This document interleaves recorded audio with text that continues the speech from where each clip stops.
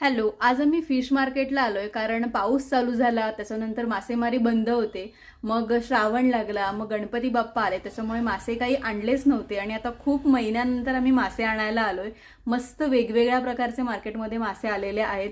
कोळंबी आहे, बोंबील आहेत, पापलेट आहे, सुरमई आहे, अजून एक दोन प्रकारचे होते. प्लस इकडे बंगाली मासे पण मिळतात, खूप जण खातात. आम्ही कोणते कोणते घेऊन आलोय मी दाखवते. ही बघा, मस्त मोठी मोठी सुरमई आणले. त्याच्यानंतर प्रॉन्स म्हणजेच आपली कोळंबी आणलेली आहे, ती पण छान मिळाली. आणि सगळ्यात माझे आवडते म्हणजे बोंबील, ते पण आज भेटलेत मला, त्याच्यामुळे फार जास्त मी खुश आहे आज.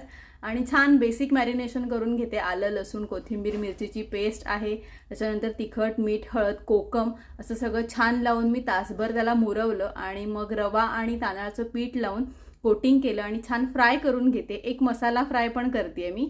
आणि छान बोंबील, सुरमई असं फ्राय केलेत आणि अगदी 10 मिनिटातच खाण्यासाठी तयार आहे.